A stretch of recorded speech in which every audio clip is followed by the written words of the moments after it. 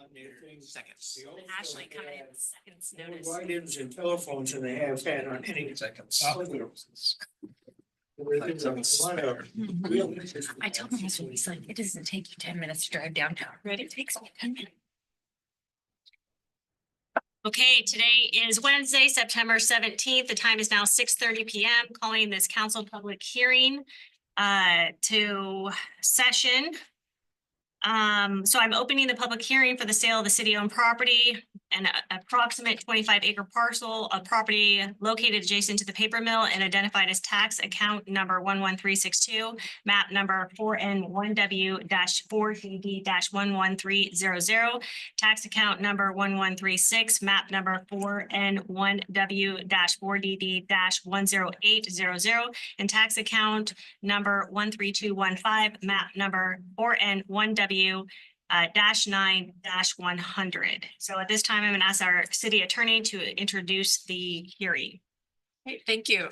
Mayor and council, you are holding a hearing for the sale of real property as allowed under ORS 221.725. And before a city sells real property under ORS 221.725 subsection 2, the city shall publish a notice that shall state the time and place of the public hearing, a description of the property or interest to be sold, the proposed uses for the property, and the reasons why the city council considers it necessary or convenient to sell the property. Under ORS 221.725 subsection 4, the nature of the proposed sale and the general terms thereof, including an appraisal or evidence of market value of the property, shall be fully disclosed by the city council at the public hearing. Any resident of the city shall be given an opportunity to present written or oral testimony at the hearing. The city recorder has satisfied the notice requirement by providing a notice with the required elements of the notice. We have one amendment to the record. The option area has been updated to a 25-acre parcel, and the record will be updated to reflect that. I see on the screen, there's already, it has been updated. That is what will be also updated in the public material. So with that, the mayor can now ask for public testimony, and then the city administrator and staff can present about the nature of the proposed sale and other terms required to be presented under ORS 221.725 subsection 4. Thank you, council. Is there anyone that would like to testify about the sale of the city-owned property that is tax account number 11362, map number 4N1W-4DD-11300, tax account number 11361, map number 41N1W-4DD-10800, and tax account number 13215, map number 4N1W-9-100. Yo, Come on up, Steve.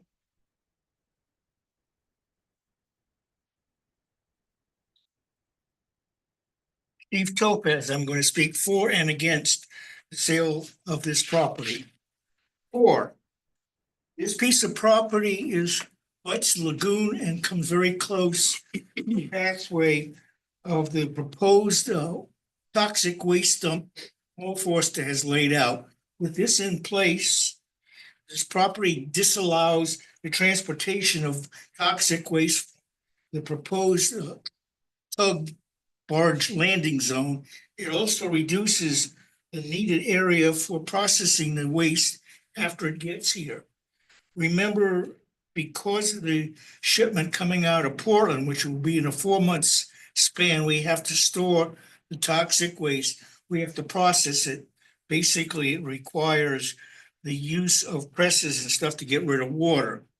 We lost the proposed property, so that would make the toxic waste dump non-usable unless we turn the waterfront into where we unload barges that the tugs breed in and use the waterfront for our processing. So that's why I'm for it, because this definitely stops the convenient placement of a toxic waste dump here. Now, why I'm against it.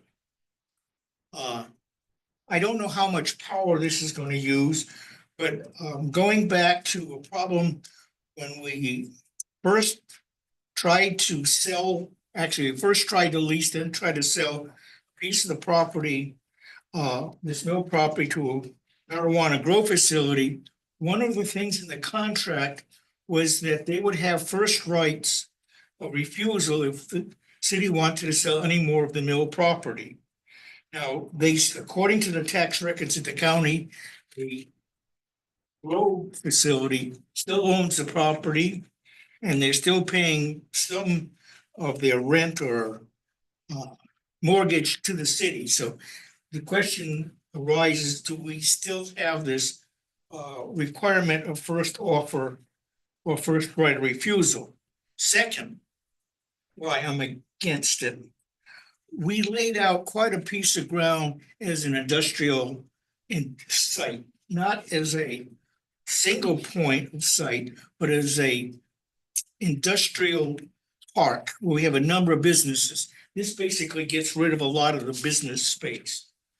So we have good parts and bad parts of this piece of land. The other question that comes up for the toxic waste. It may come up for the other portion. When we tried to get the people to build solar panels here, question came up is how much power do we have? And that became a limiting thing. How much power is this unit going to use? Do we really know what is supposed to go into this place, and will it reduce the ability to do anything else? Those are the questions, and then there's a couple of different facets in how to look at this problem. Thank you. Anybody online? Yeah, Nicholas Helmick, just a minute. Hi, Nicholas Helmick, City of St. Helens. Sell it. That's all I have to say. Thank you. Thank you, Nick. Okay. Sweet. All right, okay, so the next steps are for our city administrator to discuss the nature of the proposed sale and the appraisal or evidence of market value. John? Yeah, thank you, Mayor. Happy to do that. And also would have Jacob Gratian, our planner, to learn more about the property. But the nature of the proposed sale is an option to purchase 25 additional acres to Project Arcadia, which is rehabilitating the mill right now to get the paper machines back into production. It'd be a future expansion. They would have 2 years to execute that option. The price was derived from a couple of appraisals we've done over the last while here, and the appraisals came in around 140,000. Arcadia's offering 200,000 per acre, and Jacob, I think if you would like to.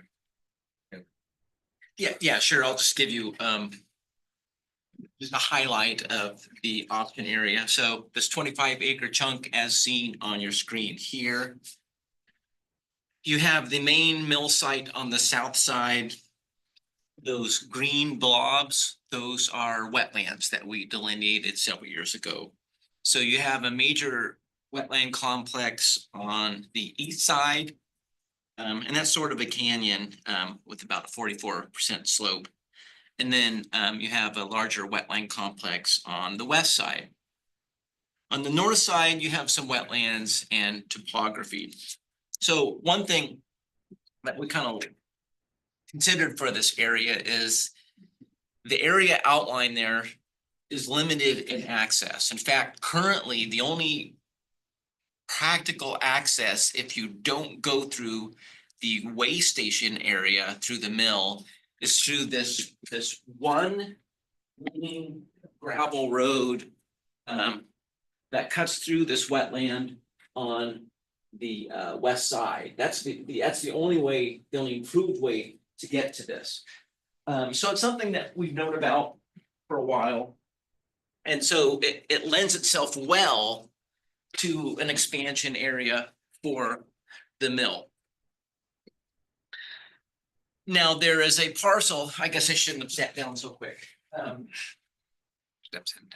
When we talk about the parcelization plan, so we did create this parcelization plan to figure out conceptually as a guide, how you know, this thing could be divided. But the plan talked about consolidating those conceptual parcels when it made sense. Because of the limited access area, you know, there's some logic to that. With this being sold, how practical we're gonna build a street through here, you know, how feasible it is. But the parcelization plan does talk about this area up here. It's physically separated from the mill because of this slope and the canyon, and in fact, it would be accessed by 9th or 10th streets up here. So that'll be retained. And then also, parcelization plan talks about parcels along Castor Road. And if you see where this line is at, that's being retained. That's important because you have the right of way, which provides vehicle, pedestrian, and utility access. So it's a more practical place for potential parcelization.